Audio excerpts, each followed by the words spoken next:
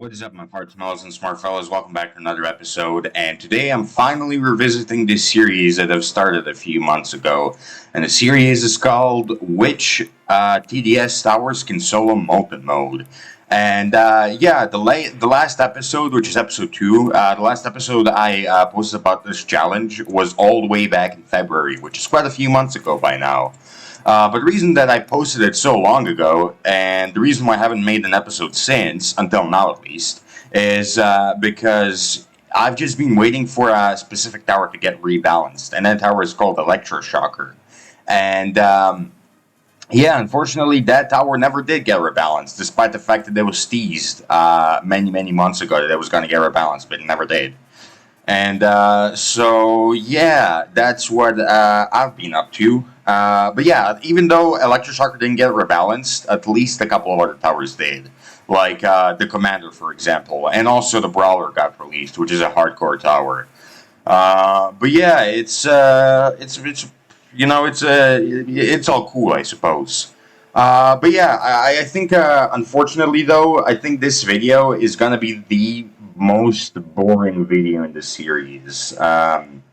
Even when it comes to when the future episodes come out, I think this is gonna be the most boring episode in the entire series, and that's for the simple reason that many of these towers didn't actually beat the challenge. Like about half the towers failed the challenge, and obviously, since I failed a challenge with so many towers, if you guys want, you can pick the towers which I failed with, and you can make your own videos. And if you manage to get a better score than me, or even beat Molten Mode with a tower that I didn't beat the Molten Mode with, then you can post your own video about it, tag me in it, and yeah, I'll watch your video and use your strategy, and I'll shout you out and all that good stuff. But yeah, the thing that's sad about this challenge is that I was just really not feeling it. Like, originally I was super hyped for the challenge, right? I had really high hopes. Because these are the advanced towers, right? These are the good towers, right? These are supposed to be like the OP towers in the game. Or maybe not OP towers, but they're supposed to be like the good towers of the game, right? But unfortunately, that's just not what they are, okay? I mean, listen, a lot of these towers are good. Like, for example, DJ is good, but obviously he can't solo Molten Mode because he does 0 damage. So a lot of these towers are good, but, they just aren't they just aren't good enough to solo the challenge by themselves. A lot of these towers are meant for, like, bosses, or they're meant to take care of, like, one specific type of enemy, and so they just can't deal with... Um, soloing the game all on their own. But I really had high hopes. Like, I thought I was maybe gonna only fail with like three towers, right? I thought I was only maybe gonna fail with like 2 or 3 towers, but in the end, I ended up failing with like half the roster. Um, so yeah, it's just super disappointing because I really thought that most of these towers would be able to do it. But yeah, so because of those reasons, I think this is like really the only boring part of the series as of right now, and it'll probably be the most boring part in general. And by the way, don't worry, because I'm planning to make an episode soloing Molten Mode with only event towers and only hardcore towers, and hopefully that's gonna be a lot more fun than this is. But in this episode, there's just not really any surprises and not really any insane victories despite all odds and that stuff, which we had in the previous 2 episodes. But yeah, anyways, I'm going to stop yapping and I'm just going to let you guys watch the video because I'm kind of repeating myself. But yeah, I guess enjoy the video if you can. See you later, guys. Bye-bye. So anyways, let's start off the challenge on the right foot by beginning our challenge with the DJ tower out of all of them. And yeah, just as you can expect, DJ did not win. I don't know if that's surprising to anyone, but yeah, DJ does 0 damage, as you would expect. So, he really never stood a chance to begin with. I mean, I kind of just spammed abilities in this game and just, got him to max level at least, if that counts for anything. But he died in like wave 14 or some shit, so he did not even get close. And this doesn't mean that the DJ is a bad tower, by the way. DJ is absolutely meta, and you should bring him to pretty much every single game you play. However, he does 0 damage, so he lost. Anyways, let's move on to the next tower, I guess.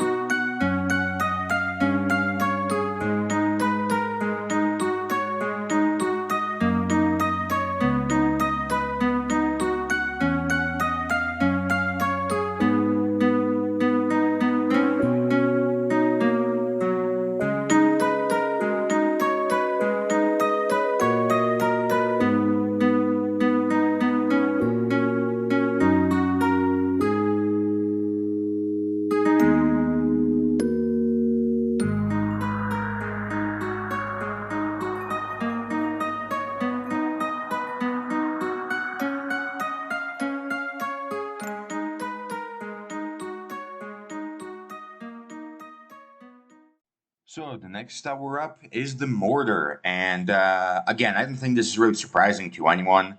It's a little bit surprising maybe because mortar has quite a low placement limit, so maybe some people didn't expect it to win, but it ended up winning actually, and it didn't really struggle with any waves because it has splash damage and high splash damage at that, which means it can deal with the really tough crowds of breakers and tough bosses.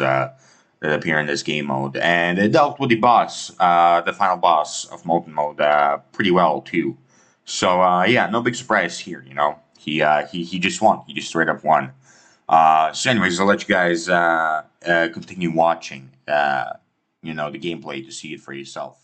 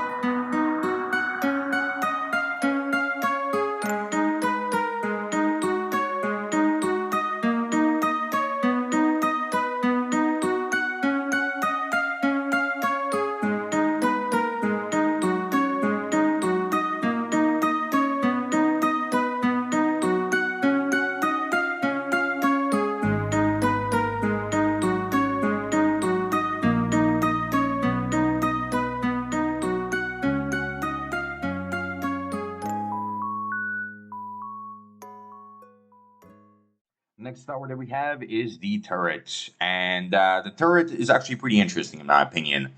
Originally, I was kind of worried for the turret because I didn't know whether or not I was going to be able to afford it in time because it's a pretty expensive tower. It's obviously not a simple little starter game tower. You know, it's like you can't place it right at the beginning. You have to wait until like wave fucking 10 in order to place it, right? So I was kind of worried that the enemies might leak through before I can place it and I'll just die. But it did not end up happening at all, actually. It ended up doing pretty well. And, the moment they placed the first turret down, it was pretty much all over already. It just breezed through all the enemies, and it really didn't have any problems.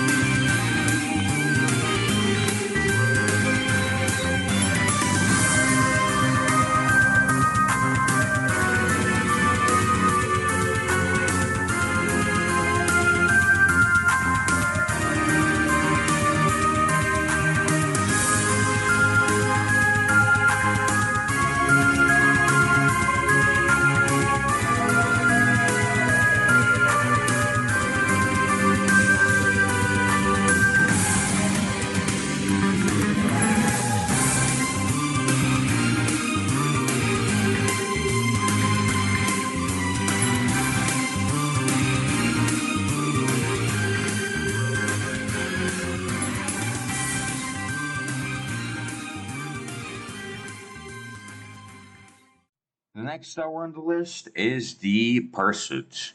And the pursuit, again, just like with the turret, the only real problem I had, or the only real concern I faced, was the fact that it was quite expensive to place down at first. But again, it's cheaper than the turret, and since the turret already managed to win, despite the fact that it's cheaper, and despite the fact that it had a lower placement limit, as you can probably imagine, the pursuit ended up winning too.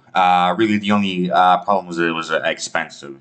And actually, its level ups were pretty expensive as well, but that didn't really end up mattering too much because it was able to defend all the waves pretty easily while I got my farms up. And then once I got my farms up, obviously I was able to level up the pursuits and max them out and all that good stuff, and they just managed to win. So that's pretty cool. On to the next tower.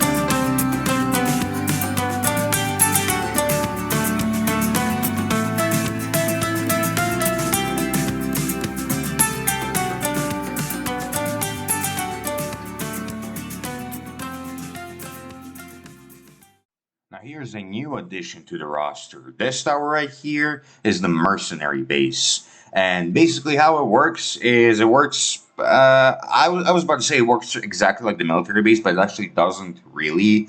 Because there are like four different units they can spawn. And you can spawn 3 units at the same time, and you can choose which units you want to spawn in each slot. But anyways, I'm not gonna explain the tower too much. You already know how it works. It's just pretty cool. That's really it.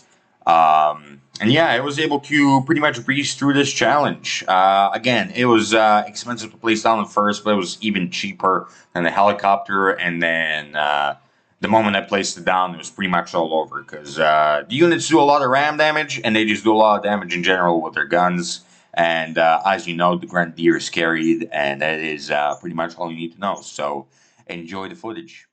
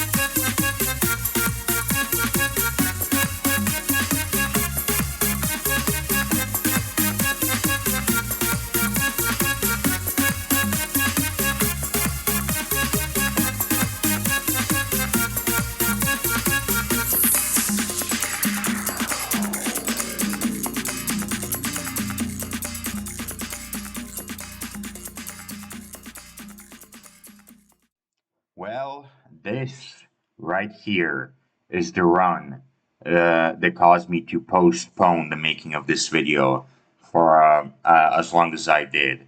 The reason I postponed making this third part of the series for so long is because of this tower right here called the Electroshocker.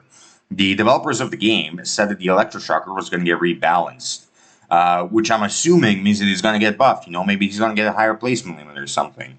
But unfortunately, that update just never came. And unfortunately, I was forced to play with the shitty version of the Electroshocker.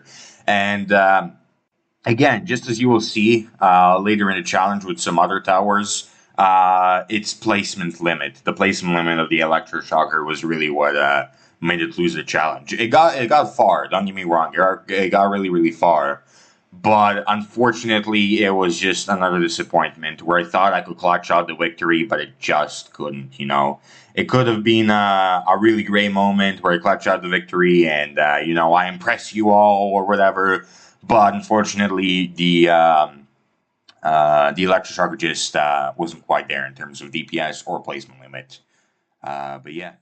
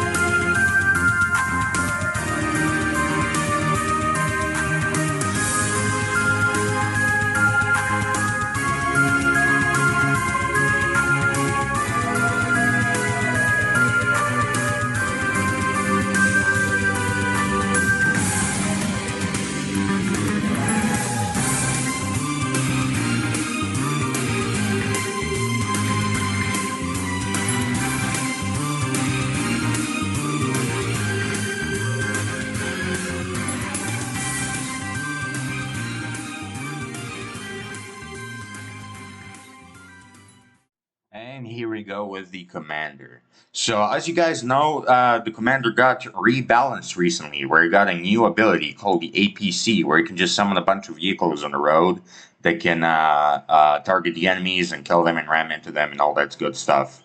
And originally, before Commander got rebalanced, I was still planning on seriously using him because of his call to arm ability, which I can just use to deal damage to enemies in the final boss and all that.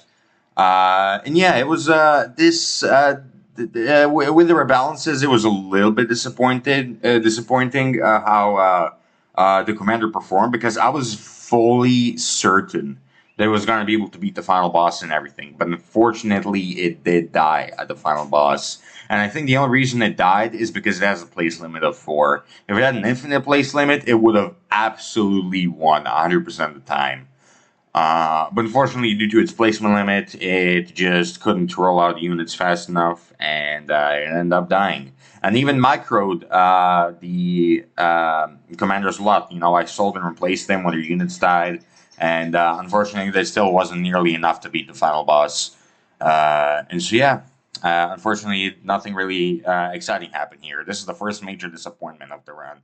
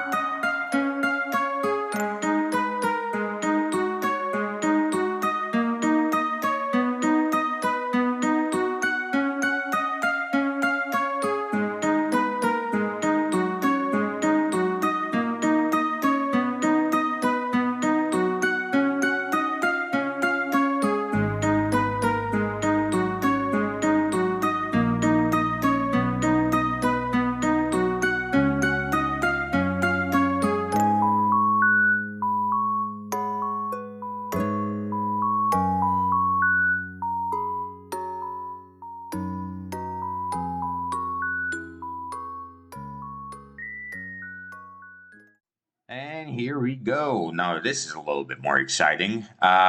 This tower that we have up right now is the cowboy, and it's the normal cowboy, the non-golden version of it. And yeah, it was an interesting run because I don't really understand the hype around cowboy. You know, I never really understood it because he does like such low damage. I mean, I get that its primary use is to be like a little early game tower that can both attack and produce money at the same time, but is not really good at doing either in the mid or late game. But the thing that infuriates me, quote unquote, I guess, about the cowboy is that I see a lot of people just using it as a straight up replacement for the farm, which it never is supposed to be. It's never meant to be a replacement for the farm, you know. The farm is just makes a lot more money than the cowboy. And I mean, if you want to use the cowboy or the golden cowboy, that's completely fine if you want to use it for the early game. But like, still, you should probably bring farm. Like, you can't just bank on the cowboy to you know, do everything for you, which I see a lot of people doing these days. But yeah, anyways, with all that being mentioned, cowboy was a pretty big surprise because even though it does really low damage, it still managed to squeak out the victory, even if just barely. But yeah, it was pretty interesting. Actually, it wasn't even like a barely squeaked out victory. It was I guess it was like a medium squeaked out. Like there was still you know, the boss was getting pretty close to the entrance or the exit, but he still had a little bit of you know, track length to go before actually reaching it. But yeah, it was a pleasant surprise to see the cowboy smoke the boss like this.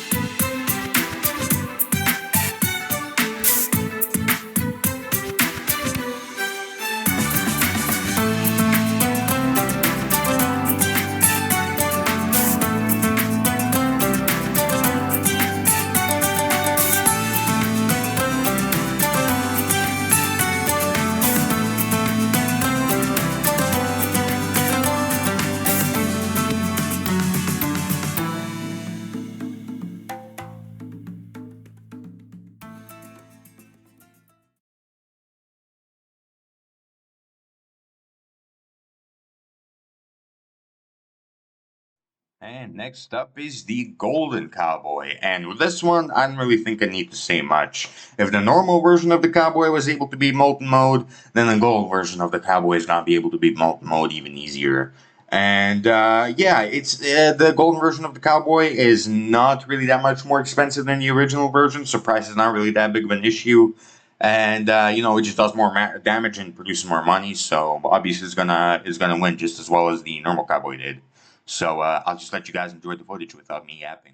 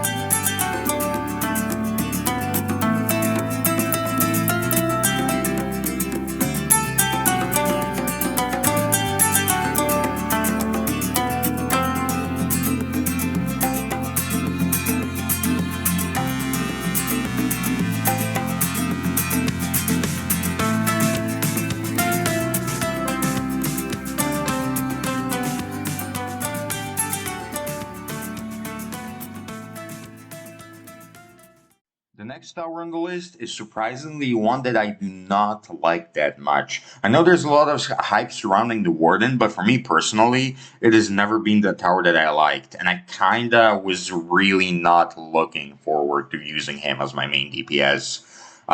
Because I would have to micro him a lot, of course, and just because I didn't like the tower. I really don't know why I don't like it, but I just really just don't. You know, I can't really explain it. But either way, he ended up losing. I think he kind of lost because I sold, like I fumbled pretty hard.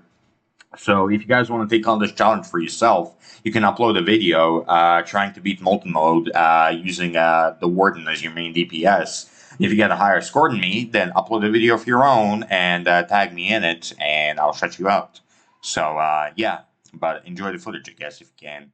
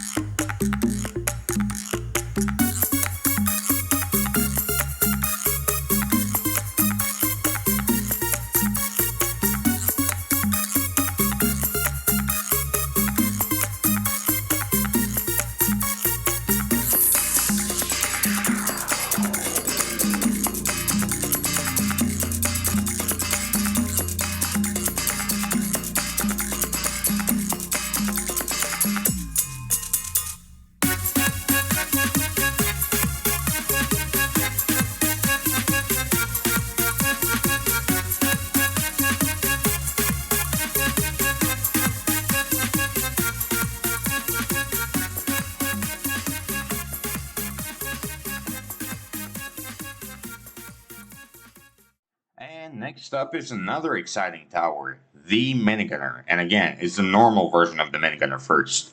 Yeah, the minigunner is just a fun tower all around. There's nothing really wrong with it. It's pretty powerful.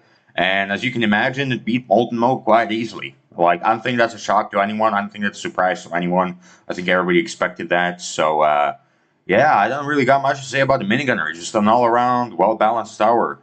Maybe it's a tad bit underpowered, but actually, I wouldn't even really say that. Like, the only real thing I would change about minigunner if I want to buff him is maybe give him a bit of a long range. And that's basically it. That's all I got to say about the minigunner, so enjoy the footage.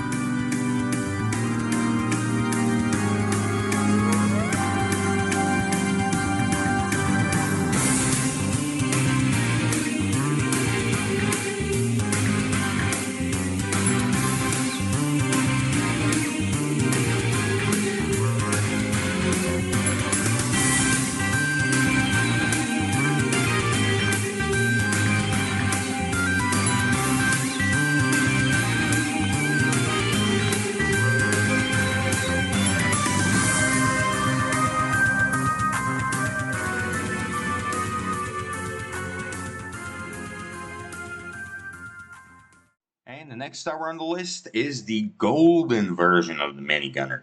And this time, the difference between the golden and normal versions of the minigunner actually does matter. Because the golden minigunner is actually significantly more expensive than the normal minigunner. So if I can't level him up in time, and if I can't place him down in time, then I will lose. And yeah, this is the only, as I said, this is the only real golden tower instance where it actually does matter whether the tower you're using is golden or not, in terms of whether you'll win or not. But yeah, I'm gonna just cut the tension short and tell you straight up, we did end up winning. Again, I don't think this is too big of a surprise, because like as long as I'm able to get one golden minigunner down, then it's pretty much over. So I don't think this is a big surprise to anyone. But yeah, I did manage to win, and it was relatively easy. I'd say like there was not really any big surprises or anything like that. So yeah.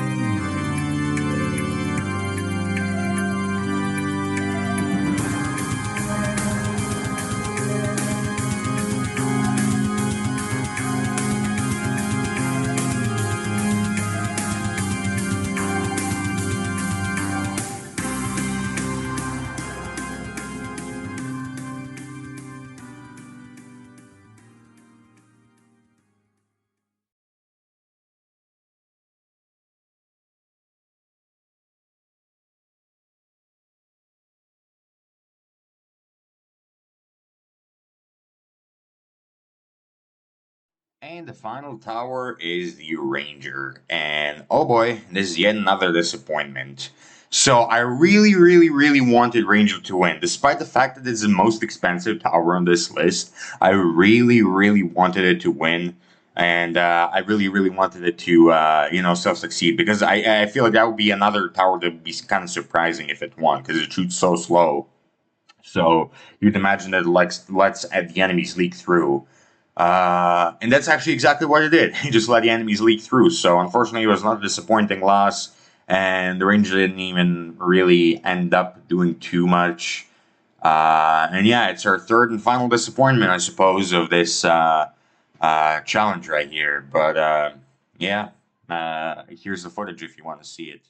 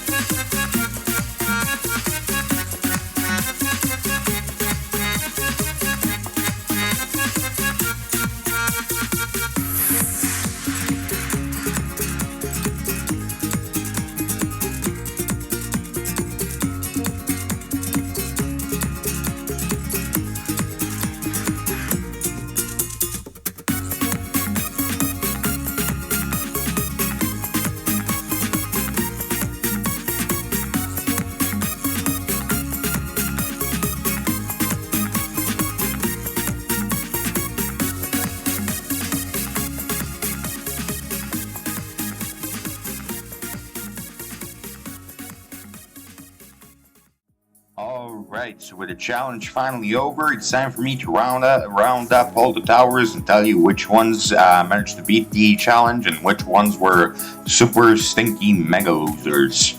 So starting off with Mortar managed to beat the challenge, pretty much no issues. Turret also managed to beat the challenge, the only issue was its price. Pursuit also managed to beat the challenge again, the only issue was its price. Mercenary Base managed to beat the challenge, it passed with flying colors. You know, there really wasn't any challenge at all. Electroshocker managed to get to the final boss, but unfortunately just was not strong enough to beat him. And same thing with Commander, surprisingly. Commander all on his own, with a couple of supports, managed to get to the final wave. But these little APCs and his little call to arms gun just wasn't strong enough to beat the boss.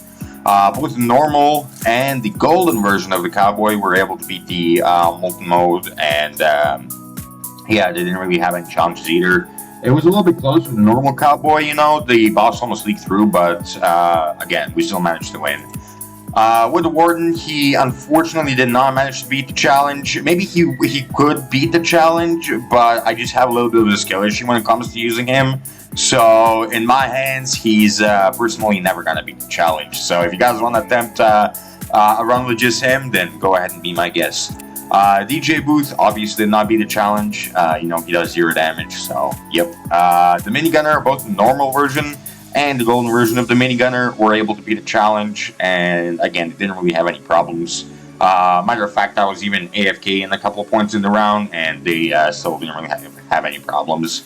And the Ranger, unfortunately, was not able to beat Molten mode. He was just way too expensive and fired way too slow, and only had a placement limit of 6. So he really didn't stand that much of a chance. Again, maybe he can beat Molten mode, but again, just not in my hands because I have a bit of a skill issue. But again, if you guys want to attempt to beat the game Molten mode with him, then go ahead and be my guest. But without any further jibber jabbering, that is all I have for this video, boys. So yeah, that's all I have to say. I hope you enjoyed. I hope you learned something. And without any further jibber jabbering, goodbye, everybody. See you in the next video. Bye bye.